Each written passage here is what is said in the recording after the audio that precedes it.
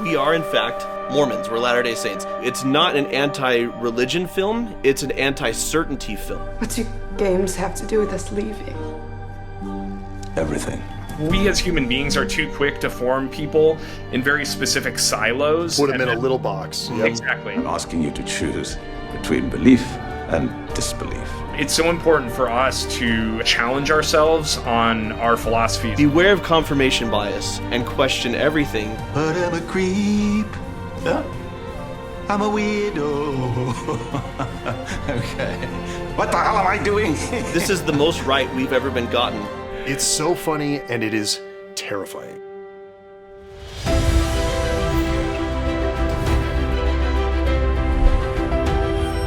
Hello and welcome to Cinema Therapy. I'm Alan Seawright, a professional filmmaker who needs therapy. I'm joined by my co-host, Jonathan Decker, licensed therapist who loves movies, and joining us today, some very special guests. I am over the moon about this. The creators of this year's one of the most buzzed about films this year, HERETIC. We are joined by Scott Beck and Bryan Woods. Guys, welcome. So awesome to have you here.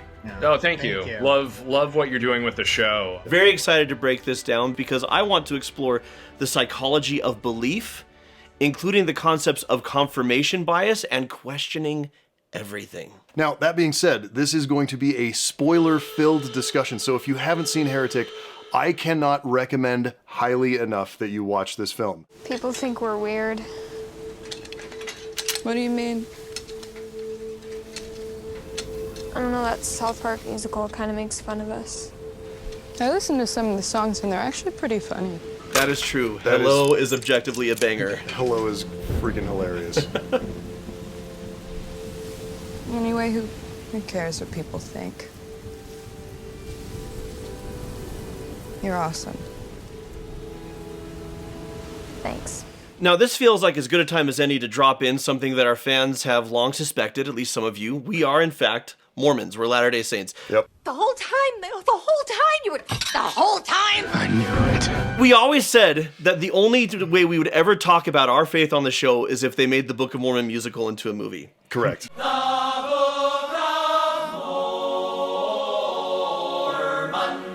And then along comes Heretic. We are usually the butt of the joke. Correct. In any pop culture, anything, we're the butt of the joke, and we're caricatures, and we're not real people. Yeah. And Heretic gave us very real characters to root for, to cheer for, who are compassionate and courageous and intelligent, who happen to be And Mormon. naive.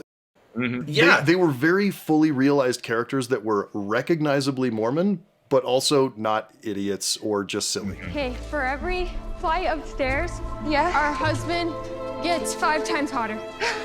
And there's this diversity of thought between them, which you talked about this to me earlier in private. The church doesn't promote this as much, but there's a lot of diversity of thought among its members. We are pro-LGBTQIA rights, racial equality, gender equality, and I love seeing on screen, like, oh, this is us. Yes. Yeah, You know? that's so amazing. Thank you for saying That's so that. beautiful to hear. And what everything you're describing was something we were hoping to communicate in this movie. And I feel like you can also apply that to every single spectrum of believers or non-believers, like that we as human beings are too quick to form people in very specific silos. Put them in a little box. Yep. Exactly. And that's just an unfair way to view the world and walk through life with that limited perception. Well, and that's why anytime I've heard a member of our faith get upset about Heretic, I'm like, guys, this is the most right we've ever been gotten. The people who should be mad are atheists because their representation is a literal serial killer. And they're all like, yeah, that's fine.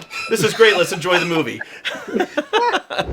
You know how I always start the show by saying that I'm a licensed therapist? I do know that. While I went on to earn my master's degree in marriage and family therapy to become a licensed therapist, my journey began with a bachelor's in psychology. So if you're thinking about a career as a counselor or a therapist, starting with a bachelor's degree in psychology can set you on the right path, just like it did for me. That's why I'm thrilled to introduce today's sponsor, Southern New Hampshire University. SNHU has one of the largest selections of accredited nonprofit online degrees in the country, making higher education more accessible than ever. All right, let's talk about their psychology program. It's designed to give you a deep understanding of the human mind and prepare you for a variety of career paths where understanding human behavior is essential. You'll dive into things like addiction, applied psychology, child and adolescent development, forensic psychology, mental health, and social psychology. These concentrations don't just sound interesting, they're gateways to impactful careers that make a difference in people's lives. And it's not just psychology. SNHU offers a range of programs to suit all kinds of interests and career goals. So, whether you're interested in business administration,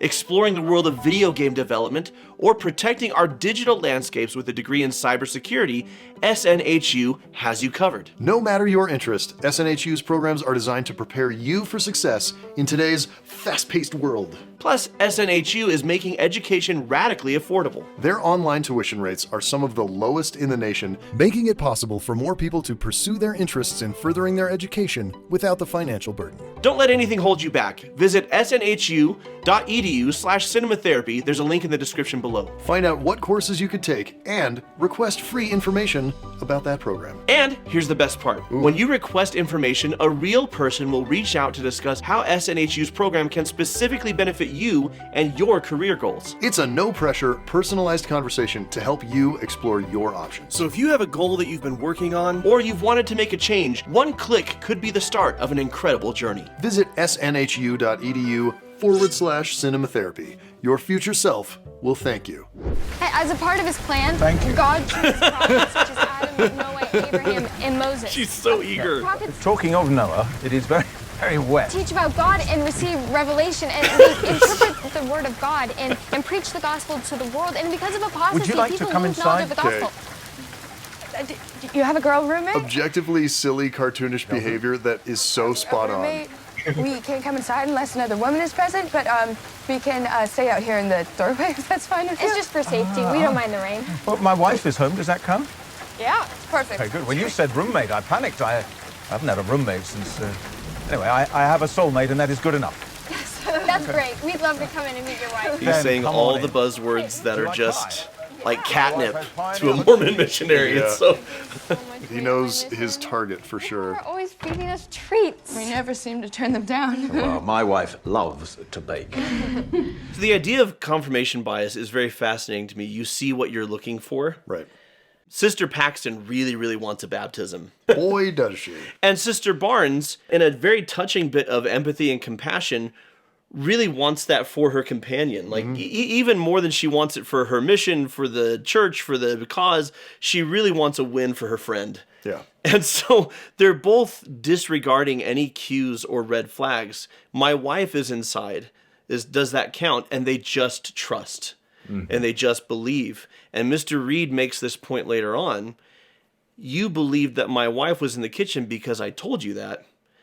Are you the same way with your faith? Do you believe that God exists because people have been telling you that? I've heard you say in another interview, it's not an anti-religion film, it's an anti-certainty film. Yep. It's critiquing the concept of certainty. Yeah. We're exploring, why do we come to the beliefs that we do come to? And the answer can't just be because that's how it's always been told to me. It can't be because that's the only thing that I ever see in the world. It's so important for us to, as human beings, to challenge ourselves on our philosophies on religion and on politics, on social structures, on laws, and on, that you don't just take it for granted. Just in the day and age of like living on social media, that's its own sort of confirmation bias, that you live in a bubble, especially in for sure. election. And like, you can't assume that that's the way of the world just because that's everything that's presented. And it takes more effort, certainly, to challenge yourself through that. But it's always a worthwhile pursuit to put yourself in the shoes of somebody else. It's interesting watching people react to the film and come out of the theater and discuss it. And I think that there's this feeling of, is the ending gonna support, is it going to come out on belief, is it going to come out on disbelief? And for us, it was crafting an ending that would be a conversation starter rather than a conversation killer, rather than like, this is the one true religion. And we talk about certainty in any context, is even in art that certainty can be a frightening experience. It's a constant reminder of being open-minded, of seeing the world through somebody else's lens, and film is such an empathetic medium that to not look at things through other people's lens, even if it's the opposite of your own, is a missed opportunity. And it's something that for us in the creation of Heretic, especially with each of these characters, there is a degree at which there's confirmation bias at play, but then there's like Sister Barnes, who's somebody that, as written, you know, was a convert into the church, which means she came from a different point of view, and she probably has a different reason for why she believes what she believes or what she rejects. Whereas you have somebody like Mr. Reed, that he's been somebody that's been in pursuit of the one true religion, but maybe it narrows his focus in a way that's a little more harmful. Or you have Sister Paxton, who takes things for granted, but really needs to understand why she's come to those certain conclusions, which is much ingrained in her journey in the film. And one of the things we were really excited about with Sister Paxton, giving her this kind of naive exterior. The missionaries are very young and they're inexperienced and they don't know a lot about the world. They're kind of discovering the world. We really wanted the audience to underestimate her in a way. And we felt like that was like the underestimating of not just the character, but also like how Mormons have been portrayed, like culturally, how people perceive Mormons. And so to be able to show how much depth is there and intelligence was really exciting. The Landlords Game. It is very nearly identical to Monopoly in every fundamental way. There's the jail, there's free parking, there's fines and fees, there's penalties for landing on other people's properties, and the ultimate goal of forming monopolies to force your opponent out of the game. The fact that this scene is so funny. What does it have to do with us leaving? Everything. And so scary. The Landlords Game was I love that edit of their intake of breath. Of Maggie almost 3 decades before a heater salesman from Philadelphia, Sister Barnes, changed the name to Monopoly and sold the concept as his own to Parker Brothers in 1935. By the way, as a believer and also a certified board game geek, as soon as he pulled out Monopoly, I was like, oh, this is where they're going. And you guys did not disappoint. Culture. It's fantastic. I'm talking to you. I did not see where you were going with the music, though. I need you to have a very basic understanding of iterating, because I'm going to make a very disturbing claim tonight. It will make your stomachs sink a little and your hearts beat faster. It will make you sick. It may even, I'm very sorry, make you want to die. I love that he says, "I'm very sorry." Well, and the little grimace afterwards. Just all the little Hugh Grantisms. I was so unsettled. All the close-ups on like just the throat muscles contracting, just really feeling what they are feeling and recognizing that this is an inverse of what they normally do. They go into someone's house and they have a presentation that is meant to cause a paradigm shift in the person they're talking to. From the perspective of the sisters, it's a positive paradigm shift. It's going to bless your life. It's going to be a good thing. And this is the dark, twisted inverse.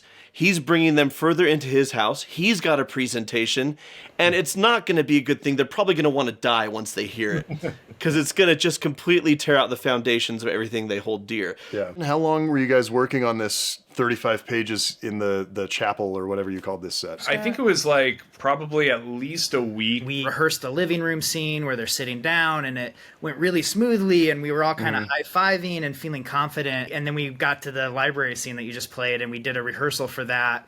And it was an utter disaster. And oh no, ourselves and Hugh Grant, and we're looking at each other, and we're like sweating, and we're like, oh no, like we're in trouble. Like we should have been rehearsing this movie like a play. We should have had like months to do this, because it was such a challenge. And we all kind of slept on it, and then came back to work the next day, and we're like, all right, everybody calm down. It's gonna be fine. We just have to really we got to spend a lot of shooting days on this scene. We got to like break it into pieces and just little by little iron through it. And it was a challenge, but it was a lot of fun. Having front row seats to Hugh Grant's performance and Chloe and Sophie, and getting to watch them is something we'll never forget. It was really a joy. Yeah. You are you not monotheistic? We believe in Heavenly Father, yes. Okay. There are 3 major monotheistic religions: Judaism, Christianity, and Islam. Such a great scene. I call them the big 3. Judaism, i.e. the original edition. Christianity, i.e. the most popular edition. And finally, after 800 years, this, Mormonism. i.e., the zany regional spin-off edition. Okay. I gotta say, guys, I saw this in a theater in Utah with clearly iterations, like an ex-Mormon crowd that was laughing at some jokes and a Mormon crowd that was laughing at other jokes. Everyone died at the Bob Ross joke. Everyone died. As a practicing Latter-day Saint, I'm like, that's fair. Sure. We got Pretty Little Clouds. All right. No, we're Bob Ross. Come on. Who doesn't love Bob Ross? It's fantastic. That's right. Oh, yes, you have. But I'm a creep. Huh? I'm a weirdo. Okay. What the hell am I doing? I know these are things you're thinking right now. It's so funny and so scary all at the same time. And like Chloe and Sophie are the glue that makes his performance work. Like if you don't have that cutaway to the two of them right there, he's a weird guy doing weird stuff. Yeah. You cut to them and it is terrifying. Yeah, we always talked about how even though he has a lot of monologues in the film, it's not really a monologue, it's a dialogue. It's just that all of their dialogue, the missionaries, It's just in their faces. It's in their faces, the way their eyes dart around, how they look at each other and try to like formulate a plan to get out of here or formulate how to respond in this kind of impossible situation that he's put them in. He's kind of manufactured this evening so that there's nothing they can really say to extract themselves politely or safely from this situation. And so you're seeing all of that on their faces as they're trying to figure out how to navigate. Well, and this is as much a tale of belief versus disbelief as it is women versus know-it-all mansplainers. Totally. Yeah. There are a lot of layers to the script. So Sister Paxton's trying to get them to go through the disbelief door because she thinks that's what's going to save them. He just wants us to admit that our beliefs are false and he's right and he'll let us free. And Sister Barnes isn't having it. What have you been looking for? What have you found? If I'm right, then the only thing that matters right now is what we actually believe. And because I think your rhetoric is thin, your garage sale board game metaphor is kind of offensive. I mean, you asked why Judaism only makes up 0.2% of the world's population, but didn't even pause for the Holocaust. You make no acknowledgement of the religious persecution Jewish people have faced. You just use it as a setup to a punchline about missionaries. And then you skip over the fact that none of this addresses Islam, as Muslims don't even believe Christ was resurrected. And then you point out all the similarities these mythological gods have with Jesus, but breeze over the many glaring differences. One of these guys has a freaking bird head. I don't think that my point of view fits into belief or disbelief. I think there's an entire spectrum that your game is neglecting. So it doesn't matter what I believe, does it? Sister Paxton, do you still believe in God? Yes. Then let's leave through here. Let's be honest and sincere and let God decide what happens next for us. The film isn't really trying to debate who's right and who's wrong. Yeah. Mr. Reed makes a lot of really valid points, interesting points, and things that it just feels like, in my opinion, this is the moment where Rocky finally hits Apollo Creed back. You know? And Apollo's landed way more hits than Rocky does, but it's enough that it's like, oh, now we've got to fight. Yeah. Oh, wow. Yeah. I love that. You know? That's cool. I mean, for us, like the big word that Barnes lands in this that resonates with us personally is spectrum. That anybody like Reed who's trying to put somebody in a box of certain ideologies or drawing only the similarities between certain things but ignoring all the differences between them, like that's the best way to come from a standpoint of analysis. It's the best way to come to your own personal relationship with belief or non-belief. Like you need to have conviction in that. And that doesn't mean that's certainty, but there's conviction in why you've come to that understanding. And I love along those lines that she doesn't say, let's show him we're right. She says, let's be honest. Yes. Yeah. I liked how Hugh plays this scene also, how he admires the challenge that's coming his way. Like when she says the freaking bird headline, he even he can't help but laugh. He can't help but laugh. He appreciates the sparring partner that he now has in front of him. I love the comparison to Rocky. That's really cool because that's how we hoped it would feel. The thing I love about this is Mr. Reed makes some salient points about Joseph Smith that I think any member of our church needs to ask those questions. He makes some salient points about religion in general. His point is, beware of confirmation bias. Beware of just seeing what you want to see and question everything. And in this moment, the film to me is saying that also applies to Mr. Reed. Yes. Question everything he says, and that he is not immune to confirmation bias. And suddenly this went from a very engaging Hugh Grant showcase to, oh, we're going to have some real meat here. Oh, here we go. You gave the bike lock to one of your prophets, instructed them to lock the final cellar door with it. But why did I do that? Because you wanted me to know the only reason I'm standing here right now is because it is exactly where you want me to be standing. I'm not here because I chose to be. I'm here because you made me choose to be. Because you want me to believe the one true religion is control.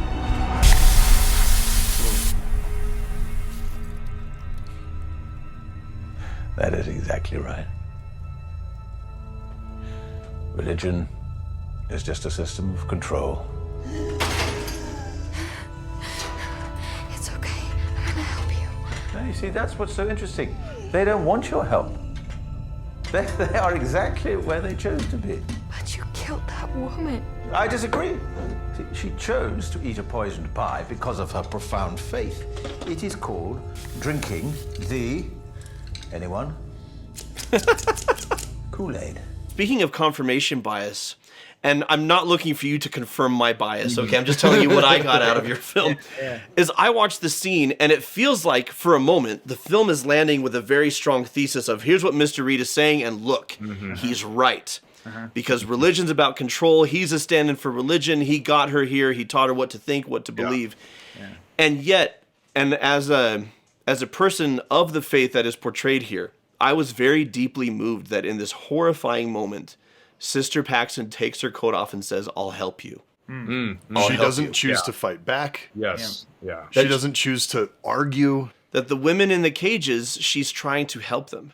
Yeah. And of course, Mr. Reed is going to see religion as control and manipulation because that's who he is. Yeah. Of course, Sister Paxton is going to see religion as love and service because that's who she is. And I think the film is just acknowledging it's both. Of course, you can look at like all religions over the history of time, and there's essence of control, there's essence of misogyny, but there's also... Oh, and so many horrific things have been done in the name of religion. Absolutely. And with Sister Paxton in this moment, it's not her reacting to an organization, it's her reacting to her own personal traits, like her own personal view and relationship of her faith. It's her own personal relationship of just trying to be a good person. Right. I mean, that's much of what she says in moments after that about her referencing this study of prayer and is it steeped in scientific basis? Does prayer actually help? And it connects with her in the standpoint that even if there's no science behind it, to her, there is still a reason to think outside yourself. There's a goodness in just thinking of more than just yourself. And that's something in that moment that you're talking about with the coat, we felt like that's perfectly like visually showing what her outlook on life is in a single picture. Yeah, and in a personal way, that has always been our favorite thing about religion is the pursuit. There's two things: the pursuit of truth, which I think religion shares with atheist thinking. Also, they're both philosophy, it's right? All, philosophy. And science, what's real. Yeah, it's all a pursuit of truth. So they all have that in common, and we love all that. But specific to religion, this idea of wanting to do good, wanting to be better than being an animal, the idea of a soul and kindness and helping people and spreading love. Like there's a lot of dark tenets in religion also, but just this idea of like let's try to be good people and let's be good community members and That's always the spectrum that we come back to, like having so many friends that are religious, but what religion to them means like this compassionate pursuit of being a good person, but then having so many atheist friends, and to them they're like, well, there's nothing beyond what our tangible world offers, so that means there's even more reason to look at the world and be as good a person as possible. If there's no great glorious end to all this, if nothing we do matters, then all that matters is what we do. And so it's like sides of the spectrum that actually have this huge overlapping Venn diagram.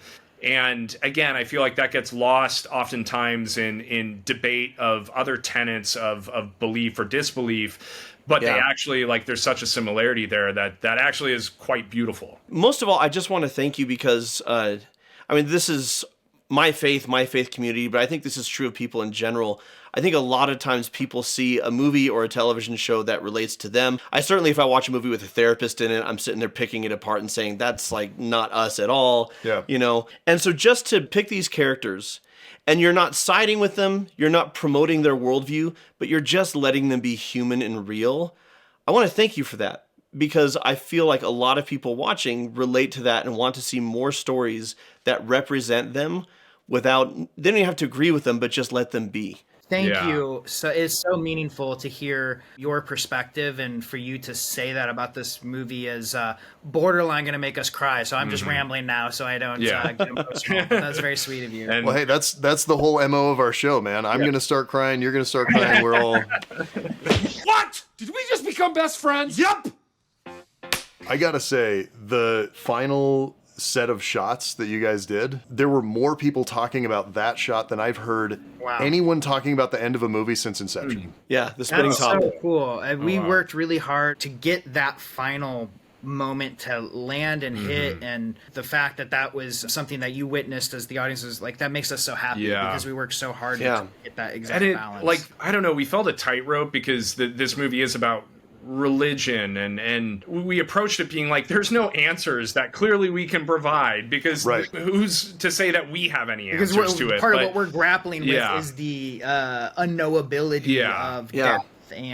But the intrigue of, like, Reed is going to have his own point of view of his ideologies, but that doesn't mean the audience should necessarily stand behind that. But that being said, like, he should bring up some points that you're kind of nodding with at other times. Yeah. But Paxton should bring up points that you're nodding. And nobody's a villain and nobody's a hero. It's all a bunch of gray in the middle. But the openness is, to us, what is most beautiful about the journey of life. When it comes to whatever you believe, whatever your worldview is, and confirmation bias, absolutely question everything.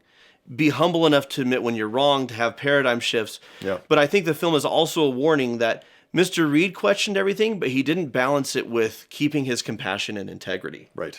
And so however you approach the world, approach it with decency, approach it with humility, approach it with kindness. And, you know, you might die or you might live. But either way, you stayed true to yourself. I feel like that started strong. You petered out. You kinda... So until next time. 1,000 years from now, will historians think that we worshipped Jar Jar Binks? Excuse me? He has a freaking bird head. And watch movies. Hello, my name is Jonathan, and I am here to tell you all about our Patreon. Hello, my name is... We're not doing it. That's it. That's all we got. Anyway, our Patreon is awesome. If you, like these supporters we're about to mention, want to get on our Patreon, you can see an extended director's cut of this episode where we talk with the filmmakers of Heretic for freaking an hour. Yeah, plus. it's a really long. Yeah, it's a good one. Folks like Jesse Varga, Ellie Romero, Joey Thiel, Petra Tothova, Jennifer Redmond. Our Patreon, the one true religion. No? Is that... No? Bit okay. much. Bit much. Okay. Can you imagine thousands of years from now people accepting Jar Jar as a significant religious figure? Jar Jar, excuse me. Never mind.